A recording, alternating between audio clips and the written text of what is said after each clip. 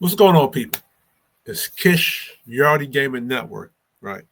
I'm going to be posting this on my gaming channel, right? First of all, we gotta. I got to do this. I got to do this as a fan of this franchise and the series since the movie dropped out with Arnold Schwarzenegger and my man Carl Weathers, rest in power. Um, be peaceful in your transitioning. Um, when they did that hand class. First of all, remember to like, share, and subscribe to the video, right? For more content on this. And what I do is I like to correct things. And how I correct things and my flow of things is I like to back it up with presentations and facts. Now,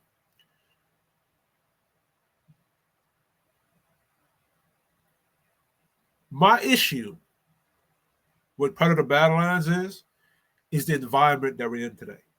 The environment we're in today is a very feministic, gynocentric, we hate men, male hatred, and to empower women, we're going to bang on masculinity. We're going to find ways to hate masculinity. You want to nerf men. You want to destroy masculinity in male centered society. And a male centered society is very needed because the men have to lead to keep society in order and structure. Understand?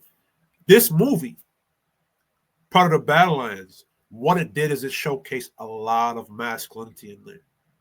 I know a lot of people are going to say it's woke and they don't like how the motherfucker looks or Deck looks, but it doesn't matter. Right? Because in the world of men, regardless of how you're born, you have to use what the cards that you're dealt to succeed. So regardless of how Deck looks or what Deck looks like, did he? Because remember, the world of men is not about what you look like. It's about your accomplishments and your achievements. Did Deck accomplish in this movie? Yes, he did. And I understand the imagery and all that other stuff. But what was not missed was the masculinity of Deck. Deck, regardless of his, because typically in Predator lore, right, the Predator size, they tend to be 7 feet, anywhere from 7'3". I think Deck was 7'3". So the max size for them would be like 7'5", 8 feet, right? So Deck, he's relatively small. And there has been comic book stories that talked about small predators that have male predators that have achieved and became very successful, right? And that's the whole point about manhood and masculinity. Regardless of your size or what you're born with, how do you go out in the world and how do you conquer it, right? And Deck did that, right? So regardless of Deck being small, Deck was very intelligent. He was able to observe his environment, learn from his environment, and use his environment as weapons to fight his enemies and beat his enemies. And then he even found learning from the android of descent, learning from the Callisis child. He learned how to formulate his own clan, which a lot of y'all don't know. That's a Sigma move right there. Deck, he's a Sigma, right? Whereas his brother was an alpha and his father was an alpha, and the type of alpha his brother was, he was an alpha with compassion with him, right? And Deck, he's a Sigma, right? Now, the funny thing about Deck, even though he was small in size, he still was not afraid to go out there and compete and go get what he deserved, right? Give me a moment. I have to go check on something. Give me a moment.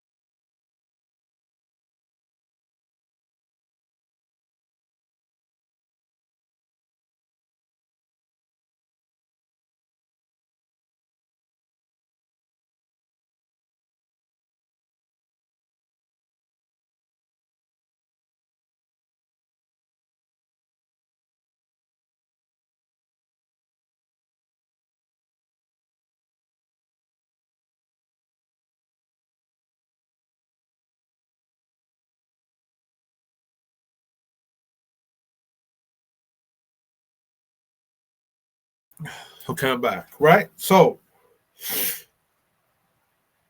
Deck, yeah, he's a Sigma, definitely. Right. A lot of Sigmas they tend to be born at a disadvantage in life, and they have to overachieve to win. Right. Sigmas often get the hardest. I guess I would say the hardest outcomes when they're born in life, and then they have to go pick up and make up for it with what they got and deal with the cards they're dealt with and go achieve and get things. So Deck, he's a Sigma, right? So what I think is going to happen is Disney is going to do the classic tactic, reel everybody in with masculinity, and then punch you in the face with some woke bullshit. So now this is what I mean right here, right? So I'm gonna show this clip from this channel. This is what I'm talking about. Brother Quay and decided to hunt a Caliph. Why does Deck's father have to kill his sons? After Deck finished a training session with his older brother Quay and decided to hunt a Kalisk to prove himself, their father, who's the clan leader, showed up. He was disappointed to see Quay hadn't killed Deck as ordered. He thought Deck was small and frail, must be eliminated. It's humiliating for the weak and hunting failures to linger on in the clan. Eliminating the weak is a necessary step for the clan to pursue tradition and honor, and it's also a release for the weak themselves. This strategy is That is true. It's what lets the Yautja pass down the genes of elite warriors. It's a deliberate push for natural selection. For a tribe that uses hunting ability as the sole measure of worth, this mindset and practice have lasted over 5,000 years. So when Quay helped his brother escape, his father wasted no time eliminating him. Sympathy for the weak is also a sign of weakness. The deeper reason is, the father's clan is ruled by higher-ups. Female Yautja in leadership have absolute control over all the clan's... You see what I mean? And for those of you who are fans of the part of the law, you know that's bullshit. Resources, including breeding rights. This made the father even less willing to tolerate his son being a source of shame for the clan, because it would spell the end of the entire group. Why does Dex... No. Nor in the comment sections did I see anybody correct this. You know what that means? There's a lot of people that's new to this franchise that Disney can recruit, and a lot of these people, look at this.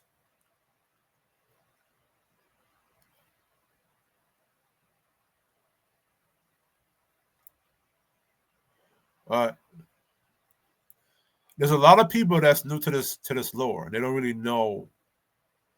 They don't really know it. So what Disney's going to do?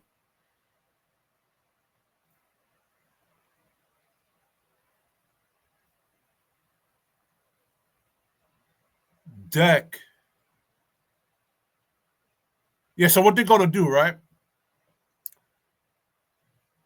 They're going to set it up to where they're reeling everybody's masculinity, and there's a lot of new people that's new to the lore. So what Disney can do is they can retcon a lot of stuff to make this. And a lot of people have adapted to this gynocentric, woman-centered society. And I'm going to say it. It's just everybody don't want to say it, or everybody's too afraid to say it. You're not going to run an effective society, put my face up there, when it's woman-centered. Because women are not built for leadership. And in the presentation, I'm going to showcase why the female predators, even though they, according to the law, they are bigger and they are stronger, but they're not fit for that position of leadership. I'm going to show you why in this presentation. So let's get into it. I'll remove that. All right, here we go. Yautja society is patriarchal, heavily male-dominated, but females are bigger, stronger, and often more dangerous than males. This creates a warrior meritocracy, rather than a human-style patriarchy or matriarchy. The simplest way to understand it, Yautja biology is matriarchal in strength, but the culture is patriarchal in structure. There's a reason for that, right? Physical females are superior, accessed across novels, comics, and games. Female Yautja are larger, stronger, and faster. Now, the woman concept is that they believe that male leadership is based off of just purely dominance, conquest, strength, and power. And yes, that is true, right, at the base form. But if you watch a lot of old school mafia men, for instance, I watched The Godfather of Harlem, right? In The Godfather of Harlem, Bumpy had to outsmart everybody. He had to be 100 moves ahead of the Italian mob. And the mob, they had to be intelligent too. They couldn't just be about brute force, right? So let's get into it, right? They often describe as monstrously powerful, even compared to elite male hunters. When females hunt, males tend to give them significant respect or outright fear. This makes Yautja biology look matriarchal, similar to hyenas, some insect species, certain rare species tropes, right? But biology does not equal culture. Culturally, Yautja are patriarchal. The lore repeatedly shows most leadership positions, clan leaders, elder chieftains are male. The blooded elite elder, Pat, is. So now I want y'all to please, like, follow my flow. I'm going to improve eventually, but I need y'all, like, there's a lot of value I put into these things. So I want y'all to take your time, watch the video in its full entirety. Because there's a lot of game I drop in here. And remember to like, share, and subscribe, right? Because now when I drop this, I'm trying to beat the second, sequel to the movie, right? And if I get this out there to a lot more people, and people who may know more about the Predator lore than I do, they can look at this, go do some research, and say, yo, hold on. Say to Disney, hey, we see what you're doing, right? So I'm just firing off the fire alarm, right? Young-blooded, elite, elder, pack is primarily male-dominated. Most hunts involve males, especially rites of passage hunts. Males often have more political and ritual authority. This is why many people initially assume Yautja are fully patriarchal. Why are females in charge if they're stronger? Yautja culture values honor, discipline, tradition, hunting rights, hierarchy. Females don't dominate politically because they often engage in elite-level hunts but don't participate as frequently in political hierarchies. They may hunt less, often due to protect the clan's continuity, not submissive but practical. Several counter sources refer to females as rare or fewer in number, making them too valuable to lose recklessly in hunts or power struggles, right? Now, mind you, the shit that the male predators hunt are way more dangerous than the female predators. That's what's so funny about the logic. Like, for example, Predator Badlands, that callus was way more dangerous than any female predator because of the fact that it can regenerate and heal itself, right? And even the stuff on their planet, the things that the Yautja hunt on their planet are way bigger and way more dangerous than the female Yautja. You understand? So, and these are the things that the male hunters, the male Yautja hunt and kill or delete and take trophies of them. So, right. Less often than to protect the clan community. They're rare. So how can they be clan leaders if they're rare? Right? Mind you, male predators together, they could kill a female predator. Anyway, let's go into it, right?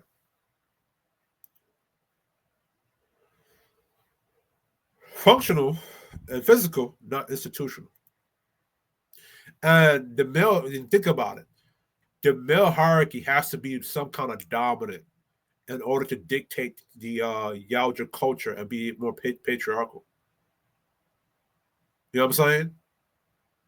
The female may be bigger or stronger, but how did the male predators still assume male leadership? There got to be reasons for that, right? Patriarchal hierarchy: male elders, male clan leaders, male decision makers. Female physical dominance: females are biologically superior, but do not structure society around their dominance. Why? Royal aristocracy: your rank is earned.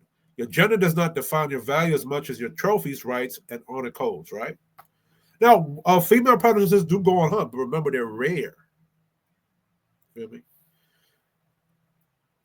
Predator concrete jungle. Female Yautja described as stronger. Alien versus Predator novels, males dominate eldership. Predator Bad Blood, male ran political councils. Various Dark Horse comics, male dominated clans with rare female hunters. Predator Forever Midnight and Flesh and Blood, females are powerful, fair, but not in political command. Why is that? Yautja are biological matriarchal, culturally patriarchal. Functional meritocratic. Sorry, I can't. So they're based on merit.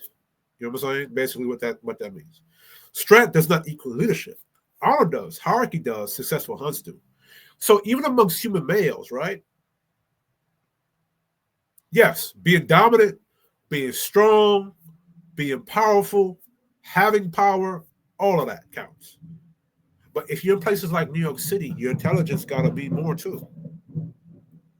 Having moral codes and honor systems, that means a lot too, right? Because as big as you may be or powerful as you may be, what could happen is you can upset people that's more powerful than you, and they can come crush you regardless of how strong you are. And in the world of men, as far as humans is concerned, we understand that. Now, brute force is necessary. Power is necessary. Strength is necessary. But intelligence and wit. And like I said, in the world of men, especially human men, it's about how you use what you're born with to overcome your circumstances. Right? If humans are divided by gender politics, Yautja are divided by whether you can survive a hunt. So how come the males survive the hunt, but the women don't survive the hunt? And remember, women in Yautja culture, they're allowed to go hunt. Women in Yautja culture, they're allowed to go hunt. But remember, they're fewer in population. And remember, even for the males, hunts are not successful. And even for the females, why they're not successful? And they're bigger and stronger.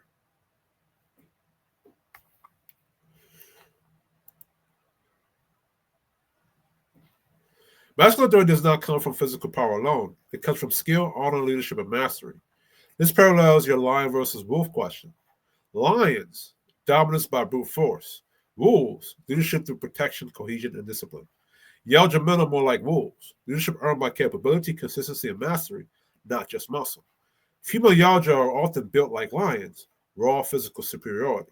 But society still remains led by males because the culture values discipline, honor, tradition, and strategic intelligence above raw power. Right? Who came up with the idea that female Yautja are bigger and stronger? Where did this concept originate? The concept did not come from the original Predator movies creators. It came later from the expanded universe writers who built out Yautja biology and culture. Let's break it down. So, this is Dark Horse Comics' fault, right? But let's look into why they did it. John Thomas, writers of the original Predator, they created the species and parents hunter code tech. They did not create any official gender dynamics. So there was no gender dynamics in it. It was just this big alien lizard thing. In the original film, nothing is said about female Yautja. The whole race is basically a mystery. So the idea didn't come from the movie creators, right?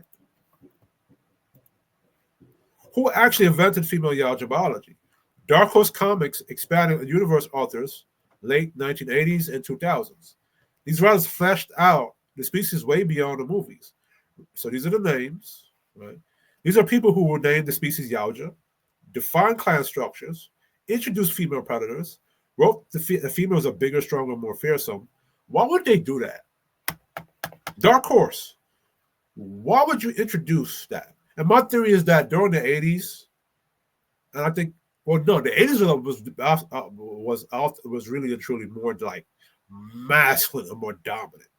But I don't know if these guys, because we used to like Mark Verheiden, that sound like he could be German. And a lot of those Germans, a lot of them are feminists or gynocentric. So I don't know. But I know that when you look into the 70s, that was more of like the hippie Marxist era. Then you go into the 80s, it was more of the masculine, like Arnold Schwarzenegger, big muscles, Carl Weathers. They were not handshake. You know what I'm saying? Who knows, right? So, right? Made Yautja society male-led, but biologically female superior. So the female stronger than male concept comes from these writers, not from the original film team. Why did they do that? A truly alien species, not just humans with masks, right? So they flipped human gender norms to show they weren't bound by our biology. A species defined by hunting, strength, and survival.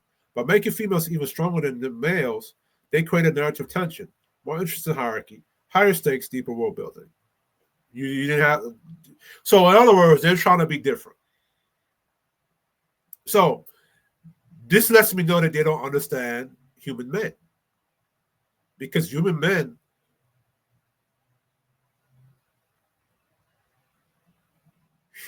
have higher stakes. Human men are interesting. You didn't have to create a narrative tension. You could create a narrative tension, whatever. Not a feminist message, just world building logic. It wasn't political, it wasn't ideological. It was, what would a warrior hunter species look like if evolution went another direction? Female superiority made the culture more alien and more primal. How? How? I don't see that. How does that make it more primal?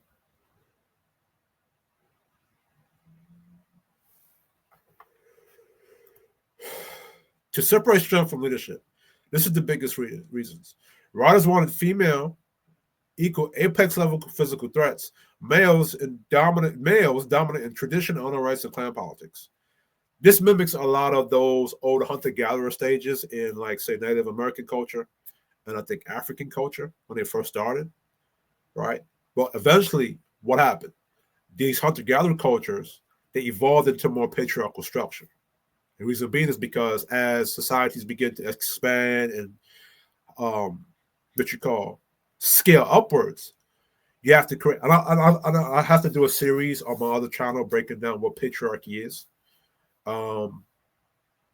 That's actually a good series to do. What patriarchy really is, and teach that. This is a video specific on this, but men had to be the apex predators because we were charged with the duty of protecting the clan, and then we had to fight animals, we had to fight other men. So men, as far as humans is concerned, we had to be the apex level when it comes to physical threats. So men in human history, we had to be dominant in tradition, honor rights, tribal politics, empire building, conquest, intelligence, right? So when you look at human male history, it was all about mastership, conquest, and responsibility, and being the best that we can be. So, anyway, this lets the Yautja culture feel more complex, ancient, tribal, and honor bound, not just whoever is the strongest runs things.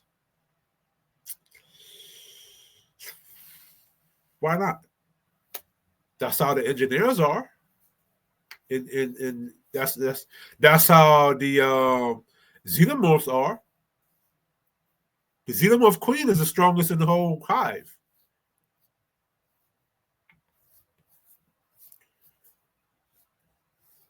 Now I get it, right? They could have still made the men more dominant, apex level physical threats, and still make it sound as if, like, you know, still give them the dominant tradition, honor rights, and clan politics, right? They're the apex level of physical threats, but they're still intelligent. They're still smart. They still can think. You know what I'm saying? Like human beings, like human males. The concept that female Yautja are physically stronger was invented by Dark Horse Expanded Universe authors to make the species feel more alien and to deepen their culture. It did not come from the original movie writers, original design team, or the earlier films. It came specifically from Dark Comics, 80s to 90s, right? Now, during this timeline, there was a lot of those, that feminist, you know, Marxist ideology seeping around too. But like I said, the 80s and 90s were like peak masculinity at the same time. So, let expanded novels authors who built 90% of the Yautja lore as we know it today, right? They could have made the males bigger and stronger. They chose not to on purpose, and here's why. The male predator was already established in 1987 as a top alien hunter. After the first movie, the predator was already massive, dominant, physical, superior, iconic, intimidating to humans. If the expanded universe made males even bigger, it wouldn't add anything new. It'd be the same creature, just scaled up. The writers wanted to add new layers, not just bigger monsters. What's wrong with that? Again, you could have made bigger. You did that with the Predator. With the what was that Predator movie? It came out in 2010. You did that with the Predator 2010, and you did that with the Predator movie in 2018, where you made that big giant Predator 11 foot, and he was an upgrade. And then with the Super Predators, you made them bigger than the Jungle Hunter Predator. So what the fuck are y'all talking about? If the male is bigger, stronger leaders, hunters dominant, then the species starts to look like human stereotype in alien skin. So that right there lets me know that they had that in mind. Is human stereotype or is it human facts that men are the physical apex predators on planet Earth? and we're bigger and stronger than the women. And a lot of times smarter.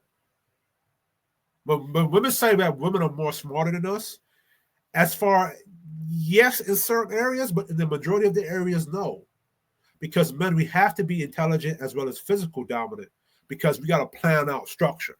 We got to think 10 steps ahead and empires ahead when we come to, like, so let me slow down and explain it like this. When you're building an empire, when you got to manage a city, when you got to manage an environment, when you got to manage a family, when you got to be a CEO of a company, when you have to manage, even if you're a street nigga, that takes a lot of strategic and intelligent thinking, not just brawn and dominance. You feel me?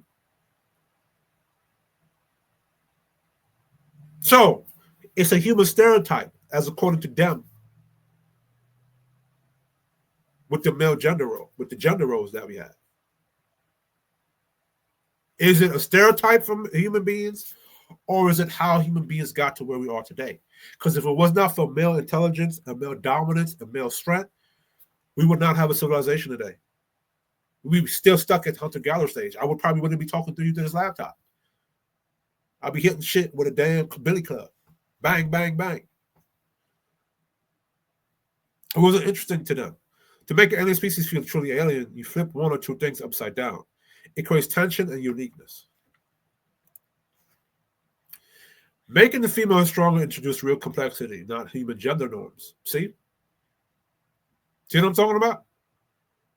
So you try to stay away from it, but the reason why you're trying to stay away from it, because you're running away from the feminist gynocentric thinking. You don't want to make your movie make your movie where feminists judge it or critique it, or the gynocracy critiques it. So you try to stay away from human gender norms, not to offend certain groups of people.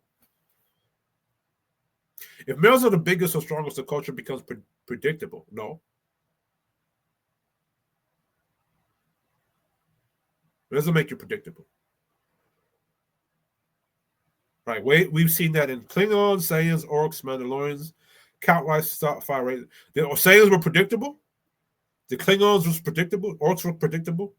The Mandalorians was predictable. And the Mandalorian lore is fucking fantastic. I love the Mandalorians. That society is predictable. The Yautja needed to stand out. And the Mandalorian stood out. Saiyans stood out. The Klingons stood out.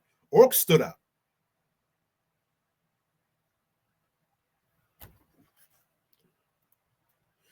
By making females physically superior but males culturally dominant, the rise creates a dynamic that feels ancient, ritual-based, and tribal and honor-bound.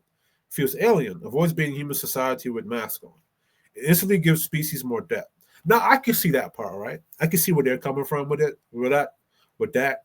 Like, because now the females are physically bigger, but that doesn't make them culturally dominant, right? Because, like I said earlier, it's conquest, it's power, it's strength, but it's also intelligent too. You feel me? So, I could see where they're coming from with it. Right? They're trying to isolate how, okay, you may be bigger and stronger, but the males, because they're doing this, they're more important. They still vital role and they're more important, right? Or they're just as important without strength and brawn. So I can understand where they was coming from with that. I still just don't agree with it.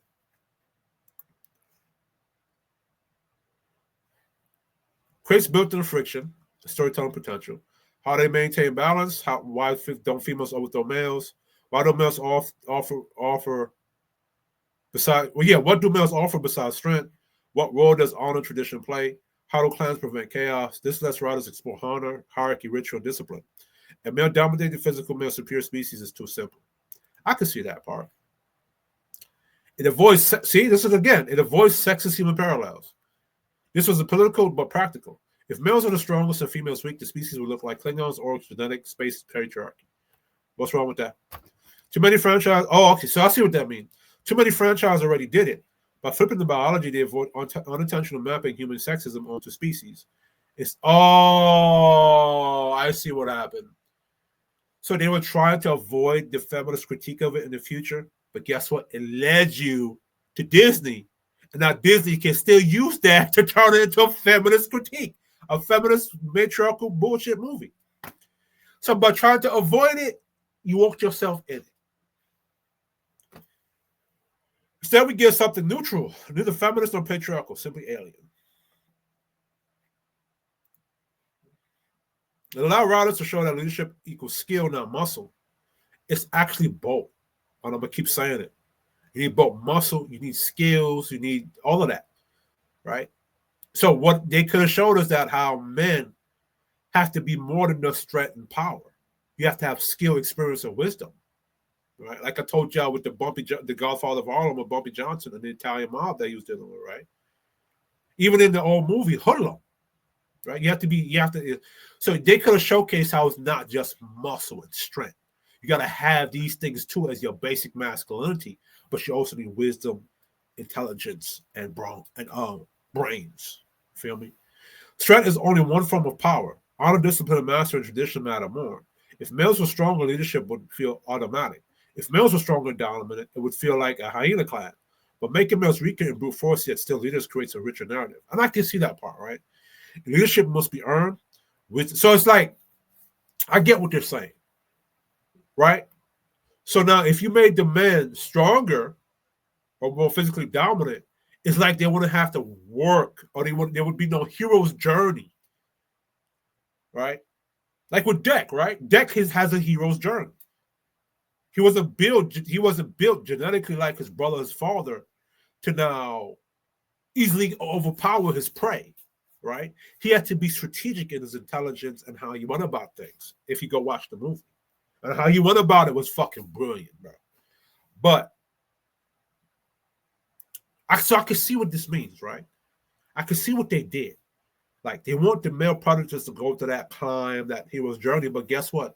Even amongst the world of men, if you look at people like Eddie Hall, the world's strongest man, if you look at people like Ronnie the King, if you look at wrestling like Brock Lesnar, yeah, they're physically big and dominant, but guess what they got to do? They got to continuously work and improve themselves to stay dominant, because there's other dominant males who are smarter. Like, look what happened with my boy Deontay Wilder, right? Because he was physically powerful and he had that one punch knockout, but guess what happened? He lacked the fundamentals, right?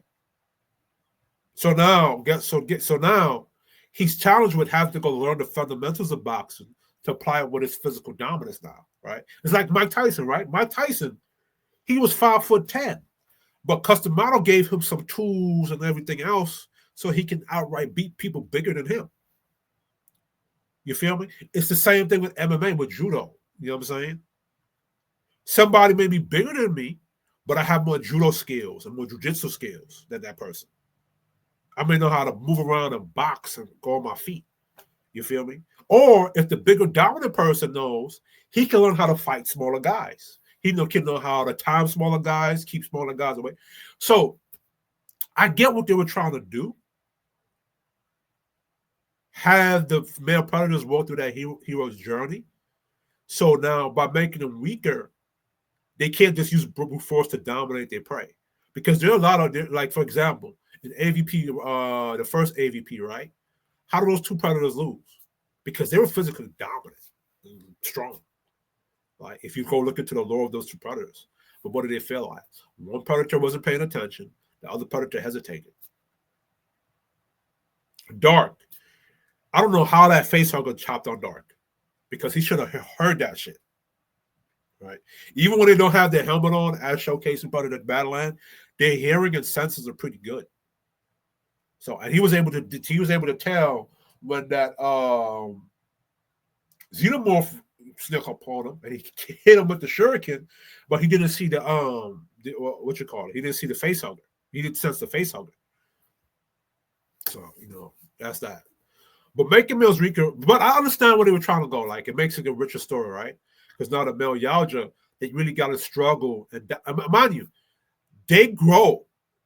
So the older they get, so like the Yautja, like Thor, or like the Asgardian, the more battles they go through, the older they get, the stronger they get, the faster they get, the more skills they have. You feel me? That's why when people try to make this in the whole, if they try to flip it to the matriarchy thing, and they introduce them to this, Disney's gonna introduce that movie to a lot of people who don't know Predator lore, right? Second, they don't understand Predator lore, or they do understand it and they want to retcon it to fit it to this Marxist feminist matriarchal dynamic. You feel me? Anyway. Wisdom can outrank muscle. Leadership must be earned. Elders hold power through experience, not born. So I love all of this. So I understand where they was coming from with this, right? Yes, they absolutely could have made the male stronger. They didn't, because the female superiority angle made the species deeper, more original, and more alien, right? Even though female Yautja are physically stronger, they do not run the clans because of combination of biology, culture, and survival logic. Scarcity and reproductive value. Female Yautja are rarer than males. Losing a female in combat or political strife is a huge hit to the clan's survival. Right? It's safer for females to stay out of power struggles and focus on hunting elite prey, protecting the next generation. In evolutionary terms, females' physical dominance ensures protection, not political command. Right? Yautja culture is ritualistic and honor-based. Leadership is earned through experience, rights, and mastery, not brute force. Males dominate political and ceremonial structures. Clan elders, bloody leadership, honor councils. Females are respected and fair, but the culture values stability over chaos. A female-led rebellion would destabilize the clan and undermine the honor code, right? Because guess what? You think that the male predators are stupid? Like I said, they've hunted shit bigger than the female predators. You don't think that the male predators have figured out a contingency plan for them? Practical power versus functional leadership. Leadership in Yautja society equals organized hunts, ensuring clan survival, managing politics. Physical strength alone doesn't guarantee survival of the clan. Males are often the planners, diplomats, and elders, while females are the enforcers and apex hunters. In other words, females have brute force, males have authority through skill, strategy, and ritual. Right? Skill and intelligence over brute strength. Male leadership comes from experience tactics, and accumulated hunt mastery. A young male may be weaker than a female, but as he grows older, he gains strategic knowledge, elder respect, leadership legitimacy. Cultural authority is not tied to muscle, but competence in maintaining tradition and clan stability, which I agree with that. As I keep saying, as I said in the beginning, right? Bumpy Johnson, they had the muscle, but he also had to be smart and strategic to survive, right? Ritualized hierarchy. Yautja society's ritual meritocracy. Blooded males earn or authority through hunts, elders respected for survival and knowledge, leadership recognized by clan, not physical domination. This ensures that the strongest male hunters rise, but only after proving themselves repeatedly in honorable ways. Letting females lead can result in reckless clan-wide decisions. Females are hunters first. They prioritize extreme risk-taking.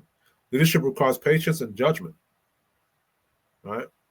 Males are slightly weaker, but more measured, balancing the raw power of the females. In short, males govern, females enforce, right?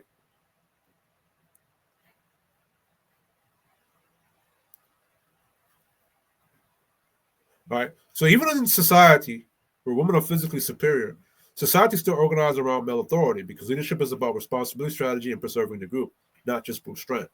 Apply philosophy. True power isn't measured by what you can crush. It's measured by what you can organize, protect, and sustain. And that is very true. This mirrors the wolf versus lion analogy. Lions, brute dominance. Wolves, leadership through strategy, cohesion, and protection. Now you got to remember the lions.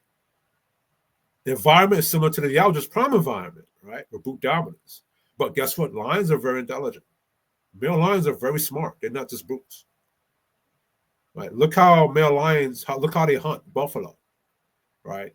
And you'll see like the male lion, the female lion, he'll chase. I saw this clip on YouTube where the female lion, she chased the buffalo while the male lion ran around and jumped on it. So guess what that shows? That they know how to plan and strategize. Right? Wolves, leadership through strategy, cohesion, and protection. Yautja equals a wolf-lion hybrid. Female lion level hunters, male wolf level leaders. It flips the instinct assumption that strongest always leads. Showing the strength without strategy is incomplete, right? Which I agree. Modern storytelling often emphasizes representation and empowerment. So studio could make female Yautja elder leaders of clan, not just apex hunters, which would go against what Dark Horse was trying to do. Highlight female hunting as a form of authority, not just physical prowess. Gives females screen time and narrative dominance over males. Frame males as secondary supportive in their societies. Which, if that becomes the truth, then you would have no Yautja society. From a marketing standpoint, this is attractive because it appeals to calls for gender equality and feminist empowerment, offers a fresh twist on an old franchise, here's the cultural narrative that women can lead and dominate in all arenas. Canon intent for Yautja society. Females are physically superior, apex predators, and enforcers hunters. Males are culturally dominant leaders, strategists, ritual authorities. The tension is strength versus leadership, not men are oppressing strong women. If the movie flips it, the underlying concept of honor-based meritocracy could get erased, right? Leadership becomes tied to physical strength alone, which isn't the point of the lore. The original alienness is diluted. It becomes humans with inverted gender roles. Basically, it's reinterpreting, not representing. It's storytelling overlay rather than lore accuracy. So, if they flip it, it's going to become exactly what the writers of the lore was trying to prevent. So I see what they did. They separated the traits instead of consolidating it all into one era. So I see what they did, even though I disagree with some areas and I agree in some other areas. I see what they did. And what Disney could be trying to do is consolidate all those things into the women or into the female Yautja. Even if the modern film tries to portray female Yautja as leaders, the lore has built-in logic that prevents this from feeling natural. Female scarcity and reproductive importance makes reckless female leadership risky. Males are culturally socially recognized as leaders through ritual, elder councils, and merit. Female strength is a tool, not a political claim. So if you try to say female predators should rule the clans because they're stronger, you break the internal logic of the species. It wouldn't feel authentic to fans who know to expand on the universe. And guess what? You take away from the male capability. You're becoming what you accuse the men of in human society, in the current society we're in today. So guess what that exposes? Women want to be men or be in the man's position, not understanding the man's position and what the weight and burden that we have in society.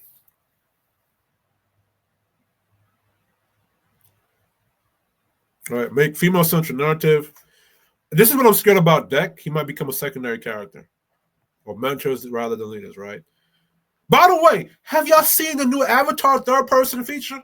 Man, I can't wait for that. Let's move forward.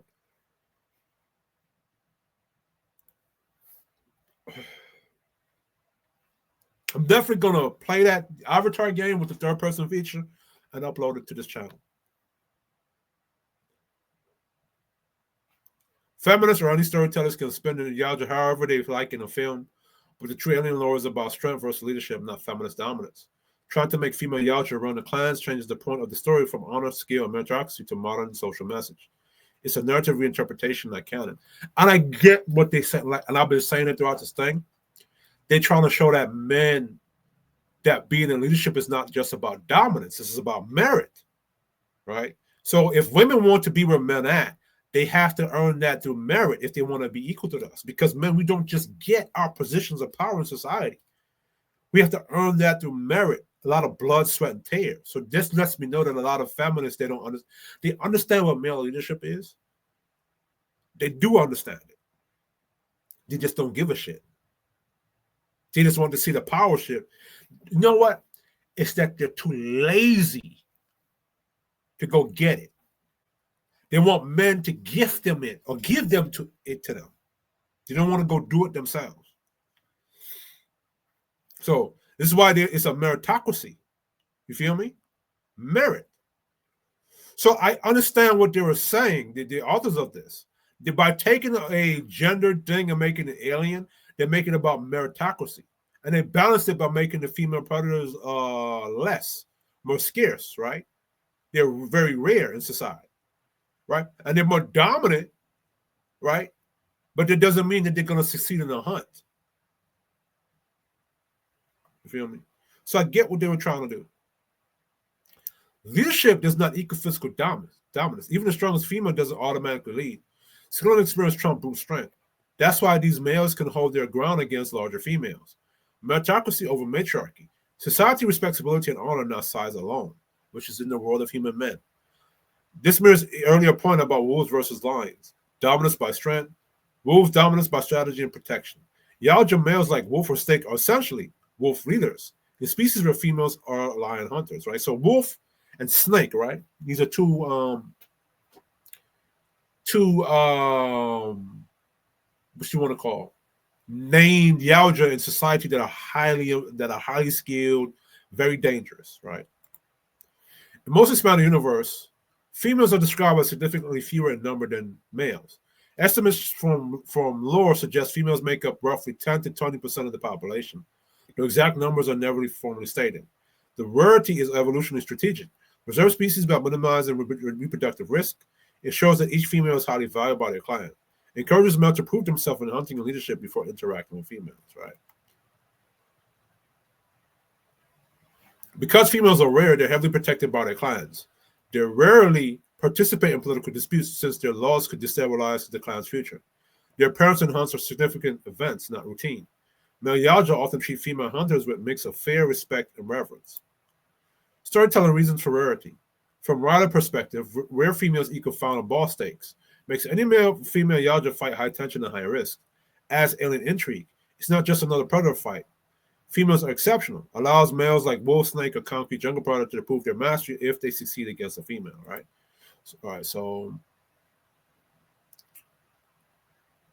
Right? Leadership is earned via experience, hunting powers, and honor, not brute force alone. Male authority is recognized even by stronger females. Society respects their judgment and ceremonial power. Roles include organized hunts, training younger hunters, preserving clan tradition and rules, mediating disputes. Combat and hunting. Male Yautja participate in elite hunts, often against dangerous prey or rival clans. While females are physical power superior, males succeed through strategies, technology mastery, stealth, and cunning. This makes males critical for clan survival because brute strength alone doesn't win hunts. Mentorship and knowledge. Male Yautja are the keepers of experience, teaching young males and females, passing down hunting codes, ritual knowledge, and etiquette. Maintaining the hunter-based meritocracy. Culture and importance. Even though females are stronger, males enforce tradition, hierarchy, and order. They are the organizers, not the weapons, but without them, society collapses. Summary. Males equal brains, governance, continuity. Females equal apex, enforcement, and raw power, right? So this is for proper context. Males are numerically dominant, unlike females. Their rarity is not an issue. They're the backbone of society, ensuring survival, order, interclan alliances. Losing key male elders could destabilize the clan, just as losing female hunters reduces raw strength. Hunting strength, right? Male humans, so male Yautja, structural architects of society. Male humans equal structural architects of society today. Strength alone doesn't define importance. Responsibility, order, strategy, and preservation do.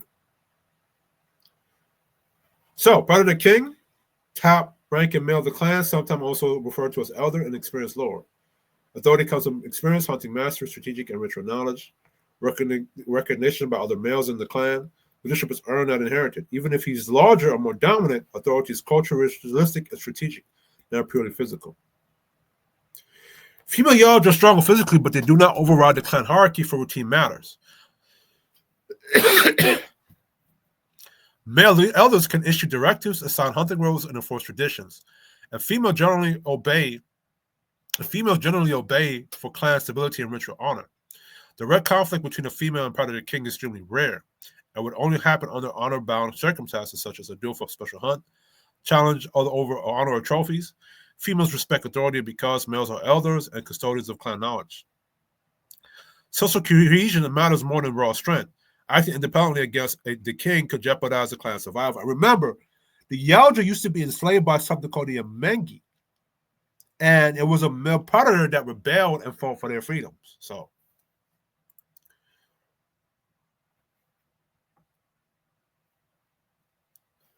all right. So, that could take a pause and read this. You can pause the video here and read this for yourselves. Predator kings do have authority over females, but it's based on ritual, clan structure, and mutual respect. Now, Bruce strength. Female Yautja retain autonomy in hunting and combat, but they acknowledge male leadership for the sake of clan survival and tradition. All right. Youngblood. Adolescent Yautja who have never hunted an honorable prey. To advance, they must pass basic survival trials, train in weapons, stealth and tracking, learn the honor code, prove discipline and restraint. If they fail, they are not allowed to hunt. They're considered children socially, not warriors. Male significance. At this stage, males show whether they have potential for leadership, tactical thinking, patience, respect for hierarchy, right? So this is for, right? This is their ranking system. Blood, they must survive the rites of passage hunt. Hunt xenomorph, dangerous animals, survive hostile wars, earn their first trophy. If successful, clans marks their mask with engravings. They can now join hunting parties. Male significant. Youngblood males begin being evaluated for future leadership. Strategy over brute force. Ability to follow orders. Composure during combat. Blooded hunter.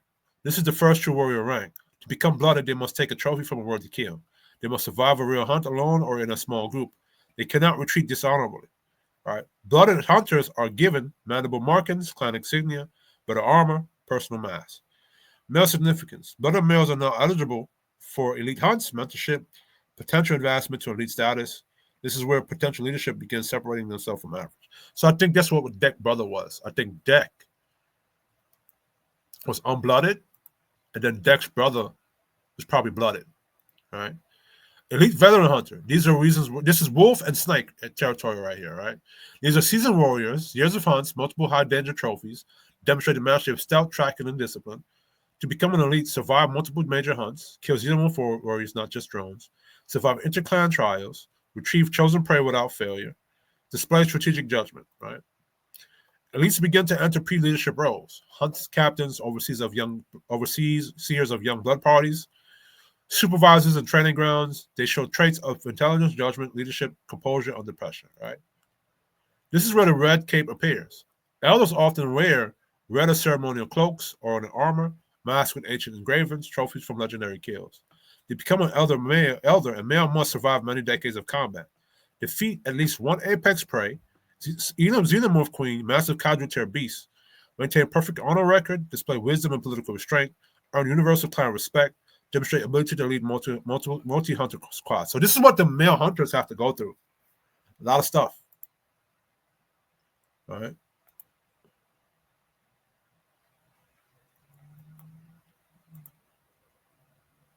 Millennium level hunter, master of all Yautja weapons, undefeated in honorable combat, acknowledged as the most experienced among elders, chosen through consensus, not force. Centuries of service, hundreds of elite trophies, command across multiple clans, settling conflicts, surviving political assassinations, maintaining the honor code universally, possessing unmatched strategic insight.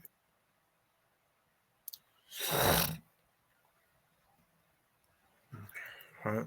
And guess what? Females do not challenge him because his authority is based on tradition, not strength. The clan system depends on his existence.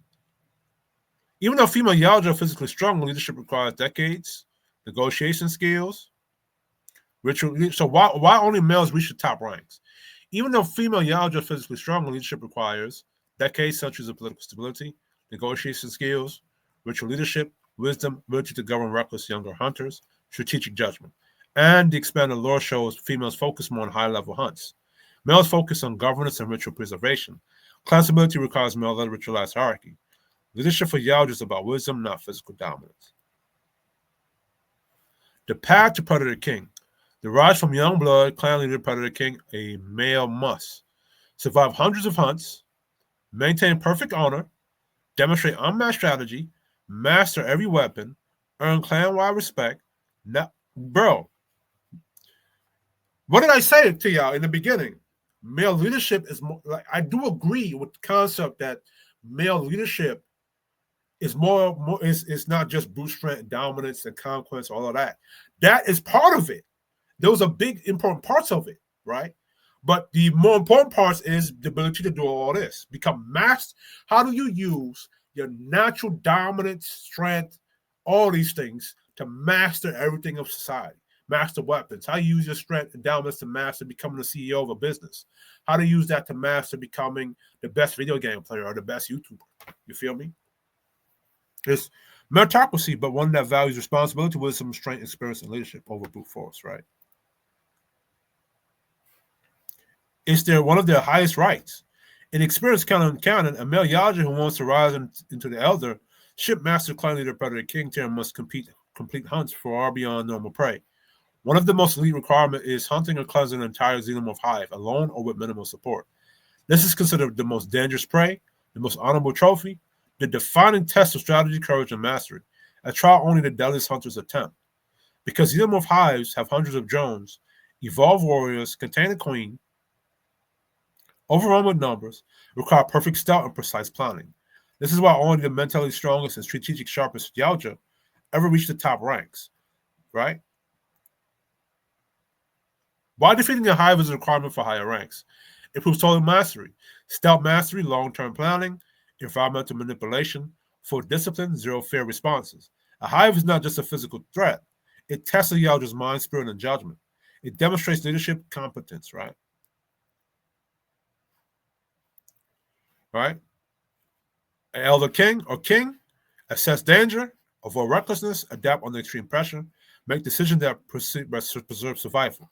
Defeating a hive equals proof of these qualities. It protects the species. Xenomorph infestation is one of the few things Yautja truly fear. Only the strongest hunters are trusted with hive extermination. Now, drones. Elders must at minimum survive multiple encounters with xenomorphs. Often must destroy a hive sector or cleanse an outbreak, which is what Wolf was doing, right? If Wolf had succeeded his hunt, he would have become an elder. Clan leadership master red cape rank. A confirmed queen kill. Leadership have a complex hive hunt. Leadership over a complex hive hunt. Demonstrate ability to preserve clan integrity under xeno threat, right?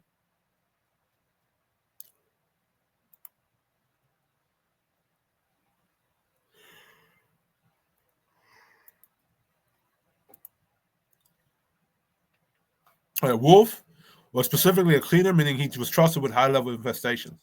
So it means he's done that before.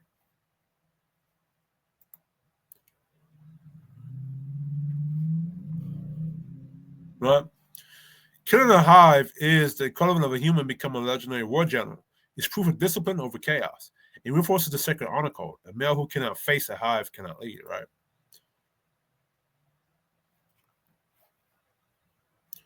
To reach the highest ranks in Yautja society, male hunters must defeat entire xenomorph hordes, hives, or accomplish equivalent dangerous feats. Unmatched strategy, leadership ability, discipline, master over fear, complete hunting skill, deep honor. This is why only teeny handful of Yautja ever reach elder, clan leader, predator, king. It's not about muscles, it's about ability, wisdom, strategy, and centuries of success. So, what does this say? Leadership is male dominant. Canon. All right, Grayback. These are all the movies and comics and games, and that could take your time and pause and look at that. There's zero canonical example of female becoming any of this. Female Yautja are physically superior but not politically dominant. This is the part that makes Yautja interesting, right? So I already explained this.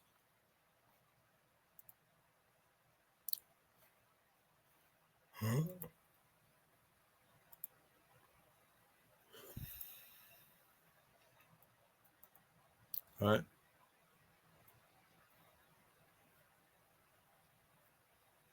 Yautja culture values ritual hierarchy over brute force. Leadership is. So y'all get it, right? Y'all can pause this video. Y'all can look at it. But even bear mothers are not bigger than male brother.